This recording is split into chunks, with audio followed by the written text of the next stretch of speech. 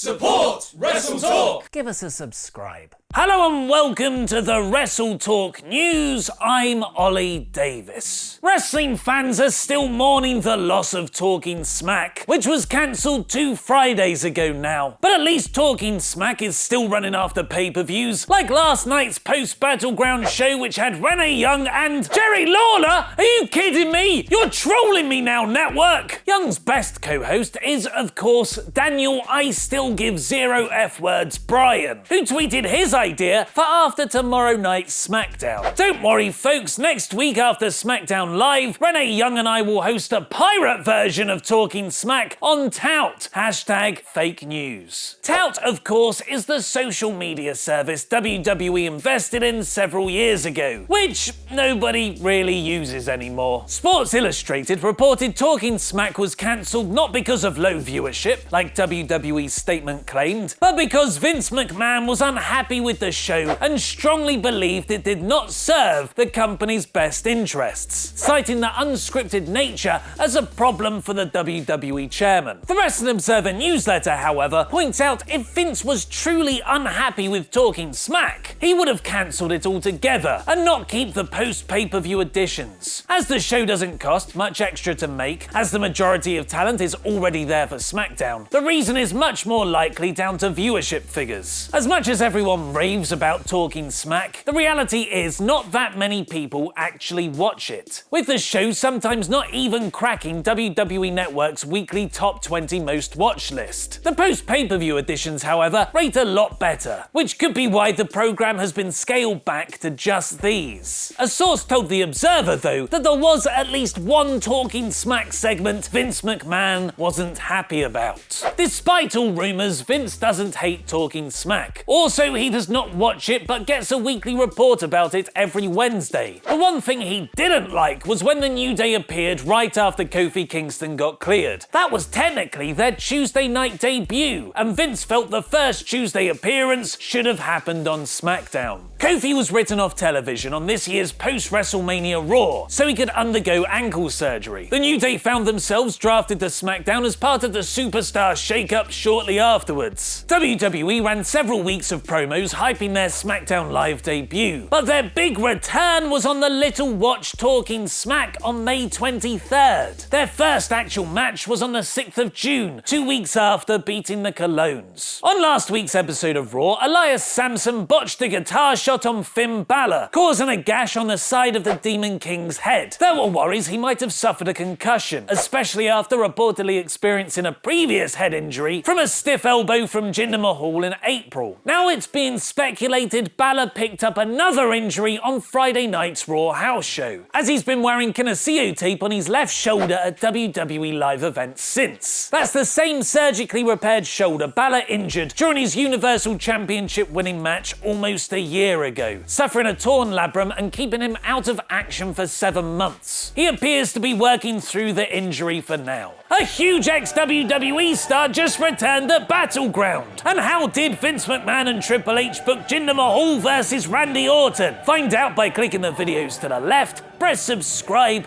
and support WrestleTalk on Patreon. I've been Ollie Davis and that was wrestling.